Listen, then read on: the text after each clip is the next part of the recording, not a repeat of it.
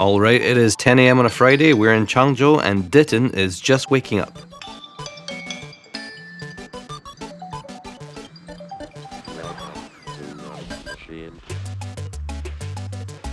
Dhiten is a 30-year-old ESL English teacher from Leicester, England, and this is his average day.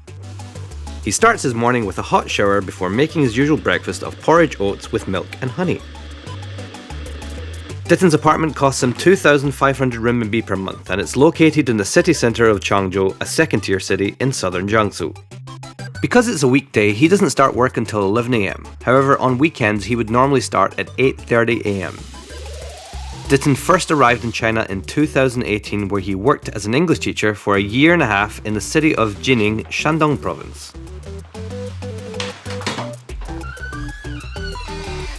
It's 10:40 a.m. and time to go to work.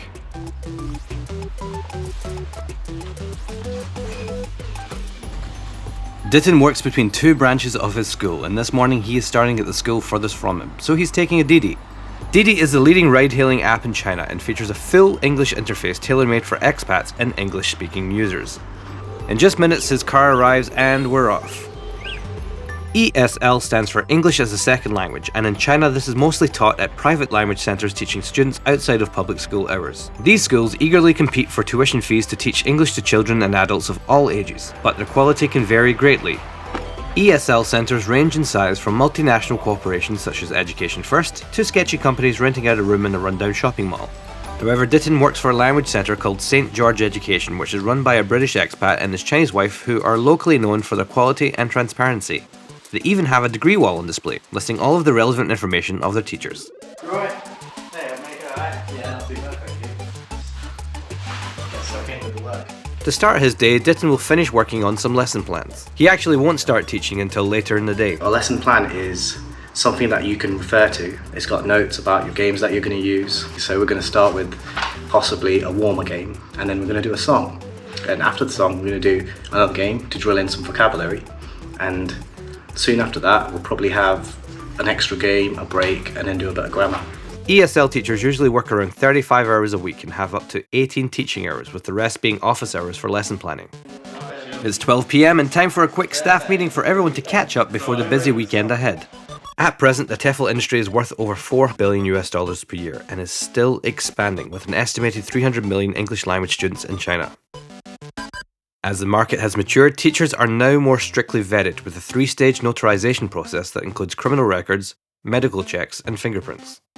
5 years ago, the average salary for a foreign English teacher in China was around 8,000 renminbi a month. Today, that average has now doubled to 16,000. Of course, this can vary depending on the tier of the city or if the salary comes with free accommodation. It's lunchtime, so Dhiten and his colleague head out to eat. They will be teaching at a different location this evening, so they take their bags and belongings with them. Today, Dhiten will teach only 2 classes, which is fairly normal for a weekday.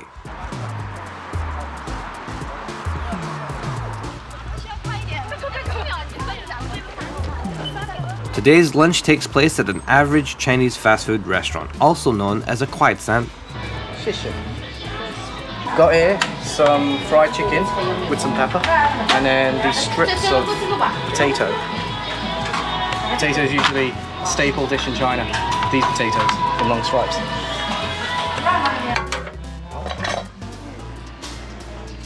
With the rest of their afternoon free, Dhiten and his colleague go for a stroll in Hongmei Park.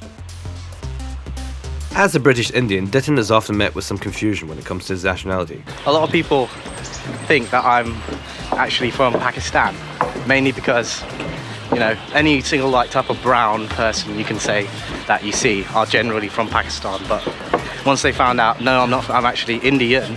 But not only that, I'm British Indian. Parks in China are a popular spot for recreation and socializing, especially between the elderly. It's very common to come across groups of people singing, dancing, or in this case, jamming on harmonicas.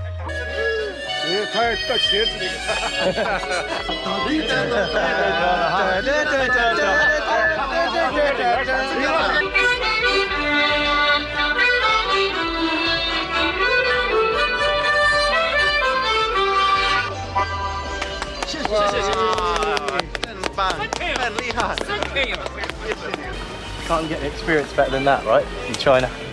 It's probably the penultimate. It's 3 p.m. and time for Dhiten to head across town to resume work, and to do so he's using Didi, one of the must-have apps for foreigners living in China. While we wait for his Didi to arrive, let's ask him how he first started teaching in China. I got in here by essentially an agency, and that ran me through the whole process, all the ins and outs of the visa. Once you get through the long-winded visa process, everything is easier later on. So, and you know, I happened to search for a really good recruitment agency. It was actually called Noon Elite Recruitment, and they were the ones who helped me out. Essentially, I fell in love with the China lifestyle, the whole factor that I can save a lot of money as well on top of that, but also at the same time I could learn new skills. So skills in teaching, which could be very beneficial in the future, you know, in case I wanted to be something like a science teacher or something like that, you know. Because before this I was just working in the NHS in the microbiology labs. Many schools in China outsource recruiting to agencies, and with an average of 100,000 teachers recruited per year, these agencies generally work in two different ways. Either work for a one-off agency fee, or they take a cut each month from the teacher's salary. There are many horror stories about agencies online, from sending a teacher to a town in the middle of nowhere after promising them a school in a city such as Shanghai, to garnishing up to 60% off a teacher's monthly salary. So it's worth doing your research before choosing which agency to go with. In this case, Noon Elite Recruitment is the agency Dhiten has used and seems very happy with. Let's ask Dhiten what plans he has for the future. I'm thinking of essentially maybe carrying on, you know, teaching, but only short-term wise. So for the next 2 years, let's say. In terms of the future, I may be thinking of possibly going back home, because that's where all my friends and family, you know, are, and you know, eventually getting a job there. I mean, with such a varied skill set right now, I can definitely move into the teaching field, or I can move into, you know, something related to China. It's now 3:28 p.m. and we're back in Dhiten's neighbourhood and headed to another branch of his school. After signing in, Dhiten heads to his desk in the teacher's area to finish planning his classes. I heard about it. Did you hear about it? Do you like Mama Hoover? Have you heard of them? You don't like them? No. Right? Have you seen them? Yes. What ones have you seen? Have you seen the Oh, documentary? he's shown them to me. I haven't seen the documentary, I've seen the comedy skits. Oh no, Dhiten. Which ones did you show her? Show her the Chinglish one.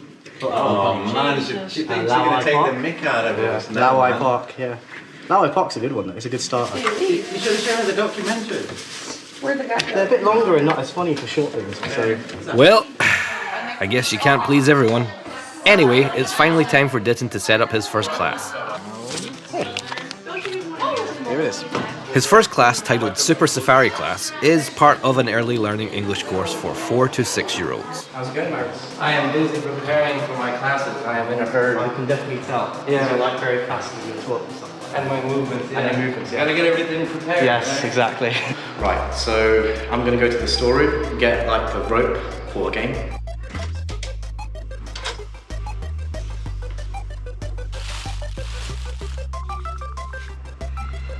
It's 4:30 p.m. and the students have arrived.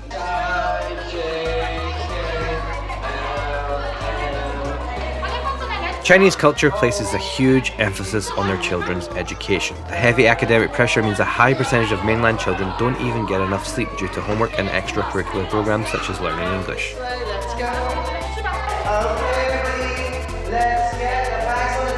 Each class taught is an hour and a half long with a 10-minute break in between.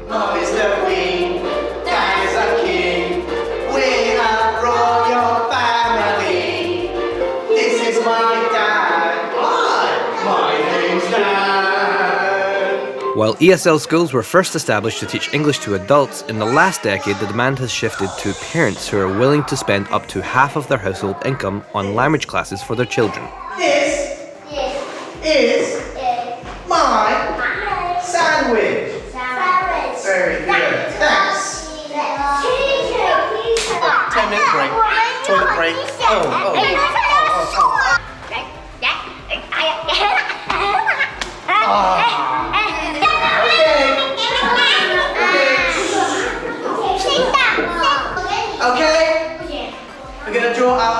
Okay.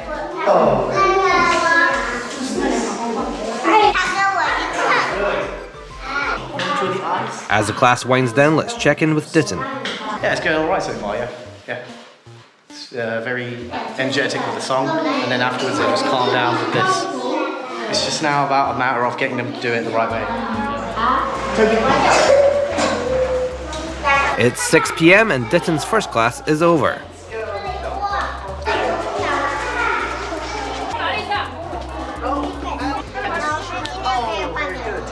Now it's time to clear the materials from his class and begin setting up for the next one. These are their project papers. This on one side. This is their test paper. This is their question sheet. And this are the sheets that I'm going to give them for their test in the class. Guess What is the title of Dhiten's second class, which focuses on grammar and storytelling. The children of this class are aged between 7 and 9. For each Guess What class, Dhiten individually tests each student on their grammar. Do you like motorbikes? No. Say no, No, I have. No, I don't. No, I don't. What's this? It's okay. To finish the class, the students are taking part in an arts and crafts activity. It's 8 p.m. and the school is wrapping up for the day. Bye. Alright, bye-bye, Jerry. Bye. Bye-bye, Jack. Oh, bye-bye. Tomorrow being the weekend, Dhiten can expect to teach up to 5 classes and will start work at 8:30 a.m. but finish at 6. Last one to leave for the day. Bye-bye, Olivia. Okay. To unwind and wrap up the evening, Dhiten and his colleague are headed to a local expat bar.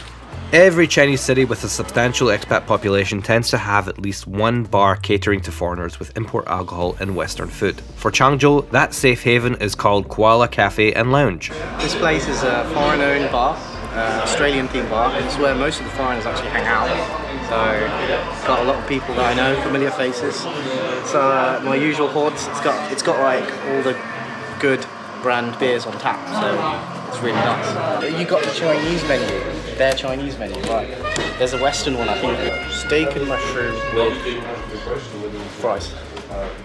While teaching ESL abroad can be a rewarding and exciting experience, it's not uncommon to become burnt out or feel trapped in the profession if you stay too long. This is something Dhiten's colleague Marius is currently experiencing as someone teaching in their 7th year. So I came to China with a goal in mind to spend 2 years and then head back to the stateside.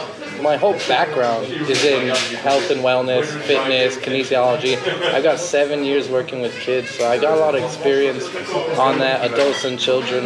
You know, you teach the word apple enough times in enough classes, and as much as you love kids, you start some part of you starts really just like dying inside. And I don't mean that in a bad way, because like I go to class every day, and he'll tell you, he's seen my classes, people will tell you, I always give 100%, and I always give the children my energy. I always give them, because that's what I'm here for. I'm here to make whatever company I'm working for money, enough to turn a profit and keep business alive.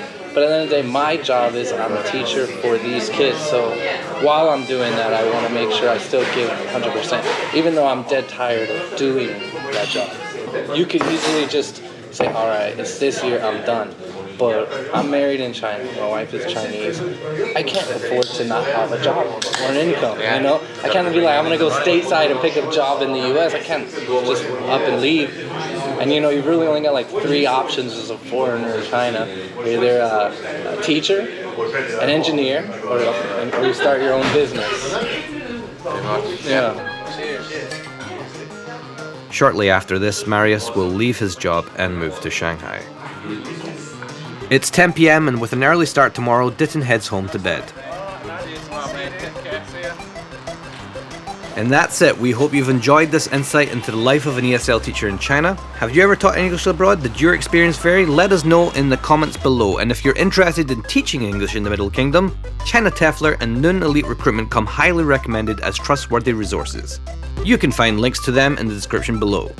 Lastly, if you're looking for a comfortable way to get around town, be sure to use Didi. Whether your destination's in Chinese or in English, Didi English version has you covered. Good night!